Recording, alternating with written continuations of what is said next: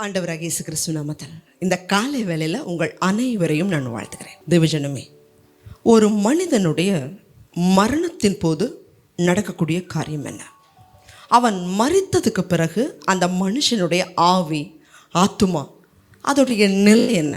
இதோடைய முதல் பகுதியை நம்ம பார்த்துட்டு இப்போ ரெண்டாவது பகுதியை நம்ம பார்க்க போகிறோம். ஒருவேளை நீங்கள் யாராவது முதல் பகுதியை நீங்கள் பார்க்கலன்னா இதோடைய டிஸ்கிரிப்ஷன் லிங்க்கில் நீங்கள் இந்த முதல் பகுதியை நீங்கள் பார்க்கலாம். போன பகுதியில் ஆவி, ஆத்துமா, ஒரு மனிதன் ரட்சிக்கப்படாமல் அல்லது பெயர் கிறிஸ்தவர்களாக இருந்து மறைத்திருந்தால் அந்த ஆத்துமா பாதாளம் போய் நியாய தீர்ப்பு நாள் வரைக்கும் வேதனையோடு கூட காத்திருக்கும் அப்படிங்கிற வரைக்கும் நம்ம பார்த்துருக்குறோம். இன்றைக்கி நம்ம பார்க்க போகிறது, அந்த ஆத்துமா ரட்சிக்கப்படாமல் இருந்தால் அந்த ஆத்துமா எங்கே போகும் அப்படின்னு சொன்னால், பொதுவாக அவர்களுக்கு நியமிக்கப்பட்ட இடம் பாதாளமாக இருந்தாலும் அப்போஸ்தலனாகிய பவுல் தீமோத்தேயுவுக்கு எழுதும் பொழுது இந்த வசனத்தை நம்ம வாசிக்கலாம். 1 தீமோத்தேயுவின் புஸ்தகம் 5வது அதிகாரம் 24வது வசனம். சிலருடைய பாவங்கள் வெளியரங்கமாய் இருந்து நியாய தீர்ப்புக்கு முந்திக்கொள்ளும், சிலருடைய பாவங்கள் அவர்களை பின்தொடரும். பொதுவாக ஒரு மனிதனுடைய பாவத்துக்கு அந்த ஆத்துமா ரட்சிக்கப்படாமல் இருந்தாலும் பெயர் கிறிஸ்தவங்களாக இருந்தாலும் அந்த ஆத்துமா பாதாளத்தில் காத்திருக்கும் நியாய தீர்ப்பு வரைக்கும். ஆனால் இந்த இடத்துல வாசிக்கிறோம், சிலருடைய பாவங்கள் வெளியரங்கமாக இருந்து நியாய தீர்ப்புக்கு முந்திக்கொள்ளும். இந்த வசனத்தை வைத்து தான் அநேக ஊழியர்கள் சொல்கிறாங்க, நரகத்துக்கு ரட்சிக்கப்படாதவர்கள், நியாய தீர்ப்புக்கு முந்திக்கொண்ட பாவம் செய்தவர்கள், அவர்களை மரித்த உடனே அந்த பிசாசுடைய ஆவிகள் மரித்த போன அந்த ஆத்துமாவை நரகத்துக்கு இழுத்துட்டு போகும்னு சொல்கிறாங்க. ஆனால் இன்னும் வேறு சில ஊழியர்கள் நியாய தீர்ப்பு வரைக்கும் யாரும் நரகத்துக்கு போகிறதில்ல அப்படின்னு சொல்லுகிறவர்களும் உண்டு. ஆனால் பரிசுத்த வேதாகமத்தில் நரகத்துக்கு யாரும் போனதாக நம்ம வசிக்க முடியாது. ஐஸ்வர்யவான் லாசருடைய ஓமையில் கூட அந்த ஐஸ்வர்யவான் பாதாளத்தில் காத்திருந்ததை தான் நம்ம வாசிக்கிறோம். ஆனால் பெரும்பாலான நிறைய ஊழியர்கள் ஆண்டவருடைய சமூகத்தில் காத்திருந்து ஜெபிச்சதாகவும் 40 நாட்கள் உபவாசித்து ஜெபிக்கும் பொழுது ஆண்டவர் அவர்களுடைய ஆத்துமாவை நரகத்தில் கொண்டு போய் காண்பித்ததாகவும், அந்த இடத்துல அநேகர் பாவம் செய்தவர்கள், பின்மாற்றத்துக்குள்ளே போன தேவ ஊழியர்கள், பின்மாற்றமாக போன விசுவாசிகள் நரகத்தில் இருந்ததை பார்த்தோன்னு சொல்லி எழுதுகிற ஊழியர்களில் தேவன் வல்லமையாக எடுத்து பயன்படுத்தக்கூடிய பெனிகின் அவர்களும் உண்டு. அவரும் அவருடைய ஆத்துமாவை ஆண்டவர் நரகத்துக்கு கொண்டு போனதாகவும், பின்மாற்றத்துக்குள்ளே போன ஒரு ஊழியரை அவங்க பார்த்ததாகவும், அந்த இடத்துல அவர் கொடிய வேதனைப்படுகிறதாகவும் அவருடைய சாட்சியை பதிவிட்டிருக்கிறார். சரி, எப்படியா இருந்தாலும் அதற்கு பிறகு நியாய தீர்ப்பு இந்த பூமியில் இருக்கும். வாசிக்கலாம். வெளிப்படுத்தலின் புஸ்தகம் 20வது அதிகாரம் 12லேருந்து 15 வரைக்கும் நம்ம வாசிக்கிறோம் அப்படின்னு சொன்னால், அநேகம் புஸ்தகங்கள் திறக்கப்பட்டன. மரித்தோர்களை சமுத்திரம் தன்னிடத்தில் உள்ளவர்களை ஒப்புவித்தது, அக்கினி ஒப்புவித்தது. இந்த பூமியாகட்டும் எப்படியெல்லாம் மரித்தார்களோ அந்த ஆவிகளை, அந்த ஆத்துமாவை தேவனிடத்தில் ஒப்புவித்ததை நம்ம பார்க்குறோம். அவர்கள் தங்கள் தங்கள் கிரியைகளின்படியே நியாய தீர்ப்பு அடைந்தார்கள். அநேகம் பாவங்கள் இருக்கிறபடினால நியாய தீர்ப்புக்கு முந்திக்கொள்ளும் சொல்லி வாசிக்கிறோம். சரி, அவர்கள் நியாய தீர்ப்புக்கு பிறகு தங்களுடைய கிரியைகளுக்கு ஏற்ற பலனை அடைந்தாலும் பரிசுத்தவான்களுடைய ஆத்துமா எங்கே இருக்கும் அப்படின்னு பரிசுத்த வேதாகமம் தெளிவாக எழுதப்பட்டிருக்கிறத வாசிக்கிறோம். சரி, பரிசுத்தவான்களுடைய ஆத்துமா இளைப்பாறக்கூடிய இடம் எது? நியாய தீர்ப்புக்கு முன்னாடி ஆண்டவராகிய இயேசு கிறிஸ்து சிலுவையில் அடித்து தொங்க விடப்பட்டிருக்கும் பொழுது பக்கத்தில் இருந்த கள்ளன் இயேசு கிறிஸ்துவை விசுவாசிக்கிறாங்க. தான் பாவிங்கிறத அறிக்கை செய்து அவரை இயேசு கிறிஸ்துவ, ஆண்டவரே உடைய ராஜ்யம் வரும்போது என்னை நினைத்து கொள்ளுங்க.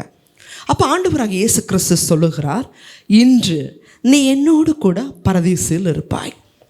அன்னைக்கு பரதீசில் இருப்பாயின்னு சொன்னால் அன்னைக்கு ஆண்டவராகிய இயேசு கிறிஸ்து எங்கே இருந்தார் அப்படின்னா, பூமியின் தாழ்விடங்களில் யோனா எப்படி மீனுடைய வயிற்றில் இருந்தாரும், ஆண்டவராகிய இயேசு கிறிஸ்துவும் பூமியுடைய இதயத்தில் பூமிக்குள்ளே 3 நாட்கள் பாதாளத்தை அவர் ஜெயிக்கணும், மரணத்தை ஜெயிக்கணும். அப்போ அவர் பூமிக்குள்ளே தான் அவர் இறந்தார். அப்படின்னு சொன்னால் பரதீசு எங்கே இருக்குது? பூமிக்கு உள்ளே தான் இருந்துச்சு. அதற்கு பிறகு அது எங்கே போச்சு? அதைத்தான் இன்னைக்கு நம்ம பார்க்க போகிறோம். வாசிக்கலாம். 2 கொரிந்தியரின் புஸ்தகம் 12வது அதிகாரம் 2வது 3வது வசனத்தில் இந்த பரதீசு எங்கே இருக்குதுன்னு சொல்லி குறிப்பிடப்பட்டிருக்கு. வாசிங்க. கிறிஸ்துவுக்குள்ளான ஒரு மனுஷனை அறிவேன். அவன் 14 வருஷத்திற்கு முன்னே 3ஆம் வானம் வரைக்கும் எடுக்கப்பட்டான். அவன் சரீரத்தில் இருந்தானோ சரீரத்துக்கு புறம்பே இருந்தானோ அதை அறியேன், தேவன் அறிவார். அந்த மனுஷன் பரதீசுக்குள் எடுக்கப்பட்டு மனுஷர் பேசப்படாததும் வாக்குக்கு எட்டாததுமாகிய வார்த்தைகளை கேட்டான் என்று அறிந்திருக்கிறேன். தேவஜனமே, இந்த இடத்துல அப்போஸ்தலனாகிய பவுல் எழுதுகிறார், நான் ஒரு மனுஷனை அறிவேன், 3ஆம் வானம் வரைக்கும் அவன் எடுக்கப்பட்டான்.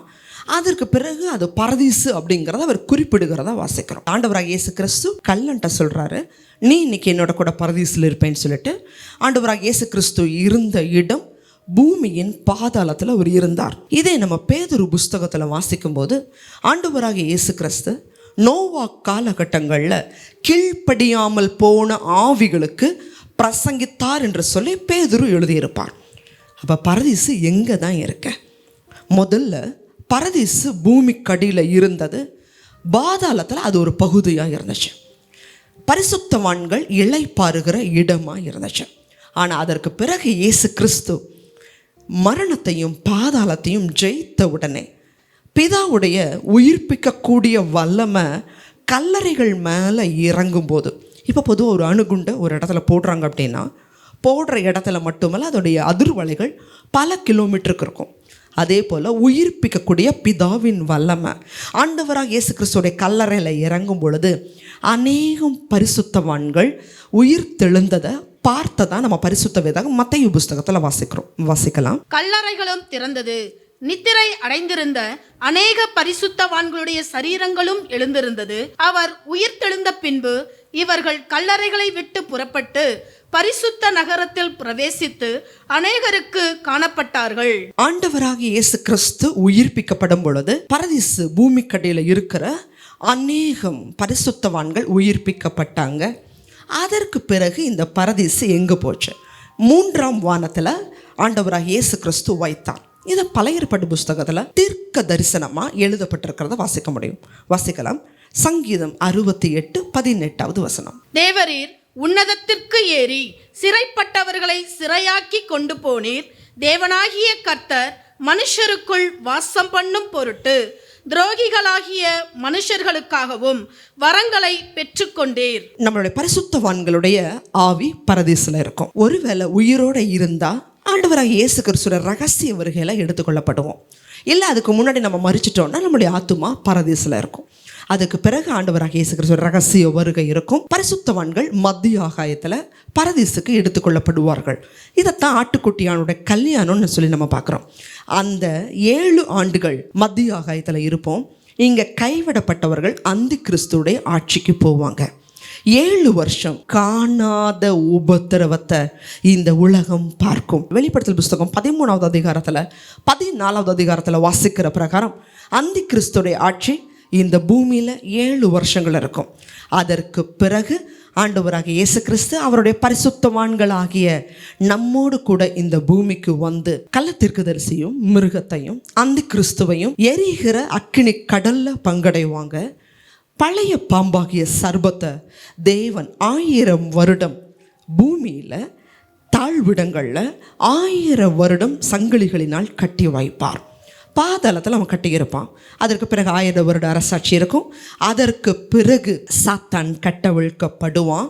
1000 வருட அரசாட்சிக்கு பிறகு ஆண்டவராக இயேசு கிறிஸ்துவோடு கூட அருமகதான் அப்படிங்கிற இடத்துல யுத்தம் நடக்கும். தேவஜனமே, முதலாவது உயிர்த்தெழுதலுக்கு பங்குள்ளவன் பாக்கியவான். ஒரு வசனத்தை வாசிக்கலாம். வெளிப்படுத்தல் புஸ்தகம் 2ஆம் அதிகாரம் 7வது வசனம். ஆவியானவர் சபைகளுக்கு சொல்லுகிறதை காதுள்ளவன் கேட்க கடவன்.